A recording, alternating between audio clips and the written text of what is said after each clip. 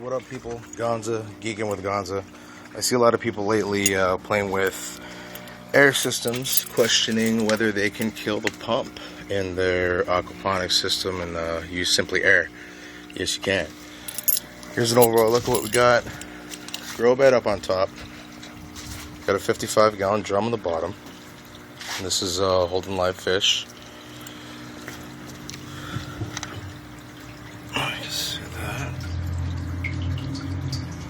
We are achieving a constant drip rate. So what I've done here, going to the overall system, is a 55-gallon drum.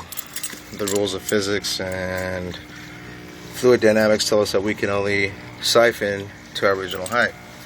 You'll see here when I go and disconnect this air line, I have a simple pump up here. It'll go ahead and balance out to the height of the water in the tank, as well as the water balancing out here. Go ahead and add the air back in. So what we did, what I realized, was I could boost the air, rather boost the water, and I'm achieving right now roughly 18 inches of vertical lift, and you can see that sucker is bubbling away. I know I'm ADD and I'm bouncing all over, but I promise I'll go back here. So volumetric pressure. I realize what you don't want is too big of a pipe. You don't want too much air. You have to really find this sweet recipe for airflow and air pressure for your gravitational flow. Water flow.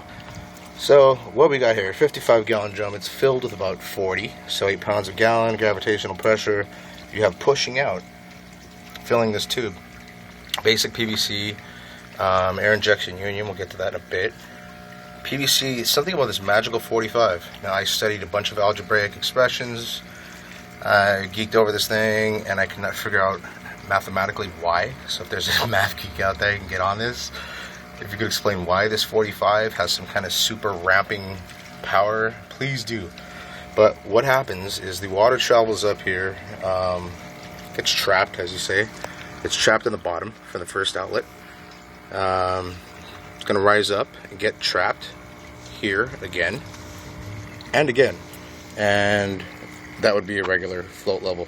So we go ahead and kick in the air, and what I realized, I wanted to get the air, so I drilled it, tapped it. This is just a stainless steel. I'm a gearhead, so I had a little fitting laying around the house.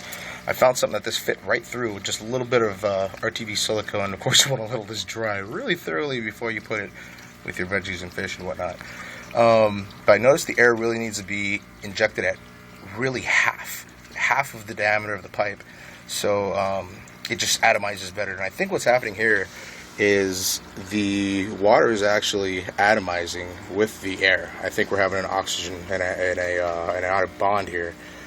I'm sorry, covalent, but a bond. And I think what's happening is we're bubbling this up. So anyway, we're pressurizing the air here, adding the air. So what this is doing is the air has nowhere to go. It has no fistula. It has no perfect way to relieve itself.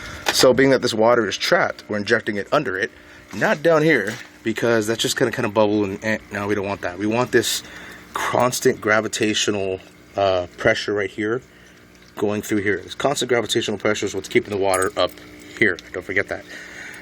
So we're injecting it here. Boom, bubble chamber. The air does compress. The water compresses. The air boosts it up because it has nowhere to go. Again, boosts it up, has nowhere to go. And here we are, victoriously burping 18 inches.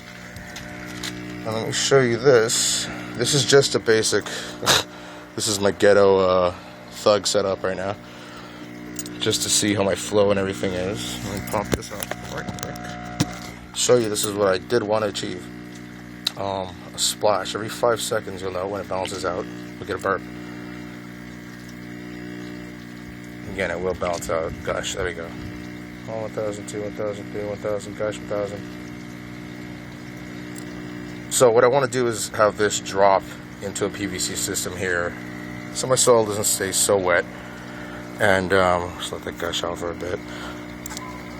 Again, don't want to keep it too wet. I'm going to run PVC, a corner system. It's just 4 corners.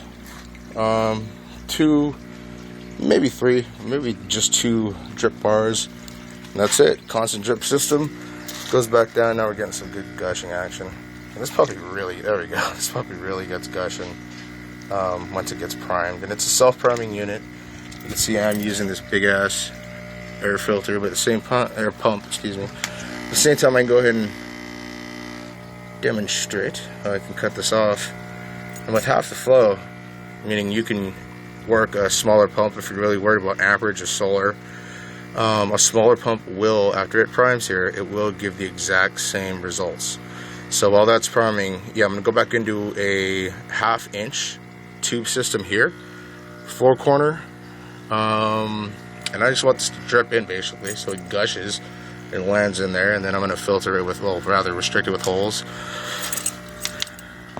So we got some good water clarity in there. Hard to see. There's a couple goldies in there. I'm going to put some perch and lakefish and whatnot, but those are to come. Good flow. This puppy should be burping now. Alright, well, it's going to make me a liar, but with one pump, it definitely will purge up. You can see there it is starting to make its way up, but it does have a self. God, what's what I'm looking for? It does have a self-purging effect, for lack of the proper term. Self-priming. There it is. So anyway, I'm gonna go hook up my second pump. I was doing it earlier, it was working bitch, and now it just wants to make me a liar because I'm making this official. So any questions, comments, always welcome. Look at that gushness now. And yeah, any math geeks, Geekin with GaNzA. Love ya.